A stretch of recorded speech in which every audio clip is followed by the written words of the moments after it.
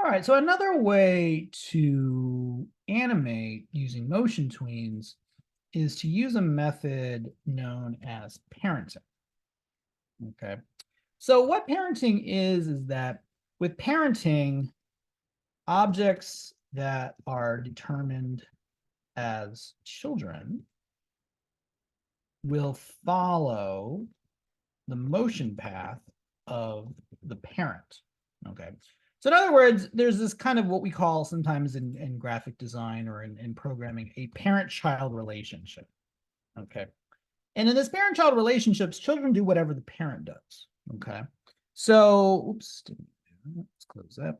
So what I'm going to do is, this is exercise 5. And you can see here that there's this striped planet here, the big one. And it is moving from the left side of the screen to the right side of the screen. Now, I could take these other two and also apply a motion tween to them. But if I was to do that, and then I come back and I change this animation, maybe I add an arc or I move the position, maybe it goes from right to left as opposed to left to right, or it goes from bottom to top. The other ones wouldn't automatically update. I'd have to go back and update all 3 independent layers. What I could do is I can make the red and the blue planets children of this layer or this planet. By doing so, they will do whatever this does. And so if this changes, they will change as well. So once again, this is kind of a way to kind of, make the animation process faster and easier to update. So in order to apply a parent-child relationship, we're going to go to our timeline. We're going to click on this thing here. It's called Show Parenting View. Kind of looks like a little file tree, so to speak, or a family tree. And I'm going to click on that, and it's going to show me this. And what I'm going to do is I'm going to grab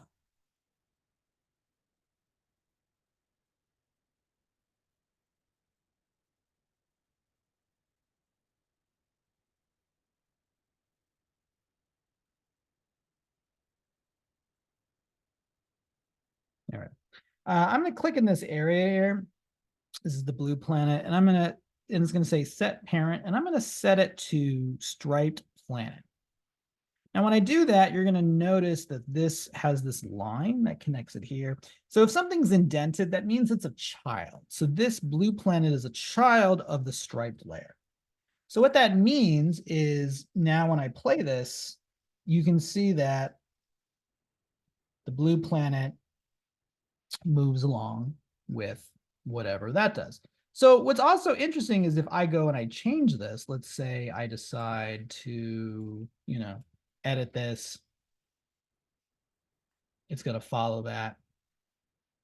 And it will follow anything, by the way. If I decide to scale this, so it's scaling while it's also, moving. Notice how the blue planet is also scaling as well.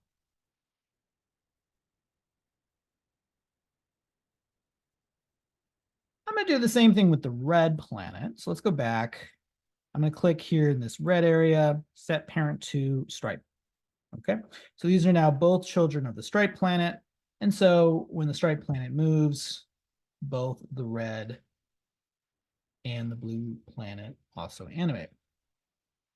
What's interesting is, so the children have to do whatever the parent does, but children can still do their own actions that the parents won't do. So parents don't do whatever action the children do, but children do whatever action the parents do. Okay. So why would that be useful? Okay, so maybe just for sake of argument, I want the red planet to pulsate. I want it to get bigger and smaller and bigger and smaller, but I don't want the stripe planet to do that. So I'm going to add a little motion tween here. And what I'm going to do is just kind of like, just kind of use scale to kind of animate this.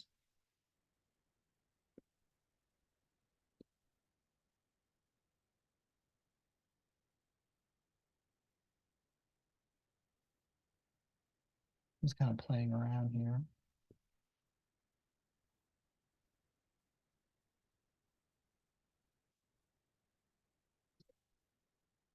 If I play this back, you can see that the red planet is still animating on its own while it's still following the motion path, the position change, and the scale change of its parent.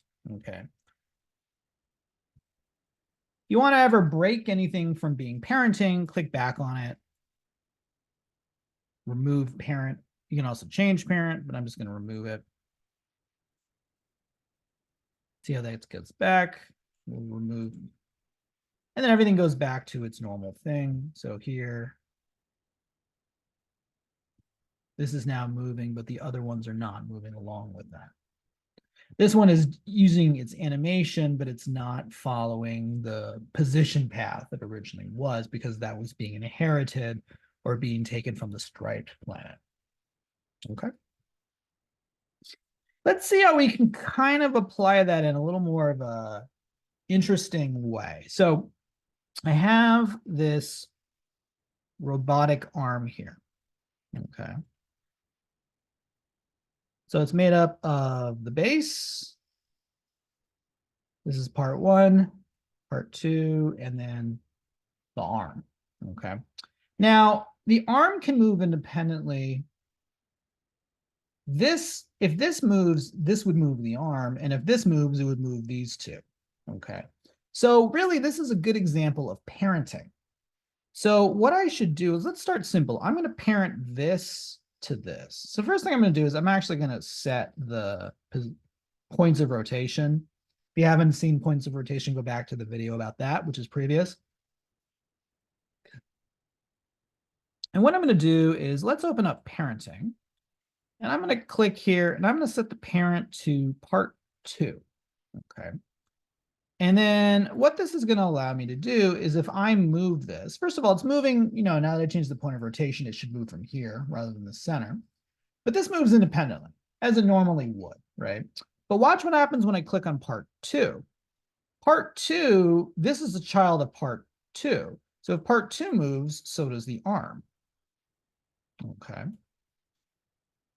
Then this should really be moved on based on whatever this is. So what I would do is I'm going to take part 2 and parent it to part 1. Okay. Now if part 1 moves, it moves part 2, which then moves the robot arm, since this is parented to this and this is parented to this. Okay. So what I'm going to do is if I were to add a motion tween, I'm going to,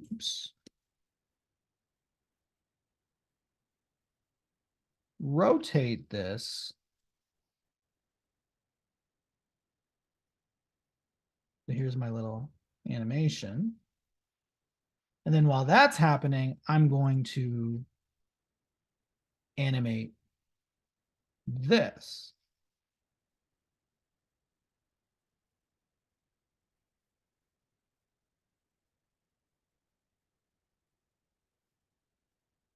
Okay.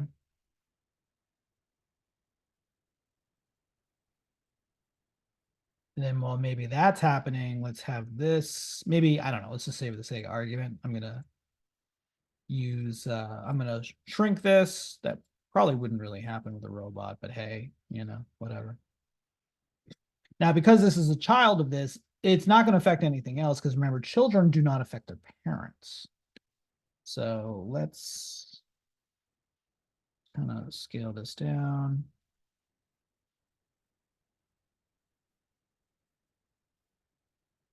So all this is moving. This is also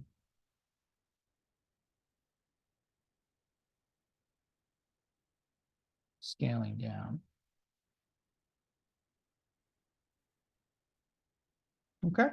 So hopefully you can see how, with maybe a certain character, you can use parenting to have objects and have them, if one moves in the other. So for instance, maybe there's a face, and if you move the head itself, it moves the eyes and the mouth, since the eyes and the mouth would be part of the face. So if you move, the eyes can move independently, the mouth can move independently. But if you move the head, you would move both because they're attached to the head. You know what I mean? So these are ways that parenting can be used to do some sort of, in combination with motion tweens to do some advanced, type of things here. All right. So I want to try that out. That was 5 and 6.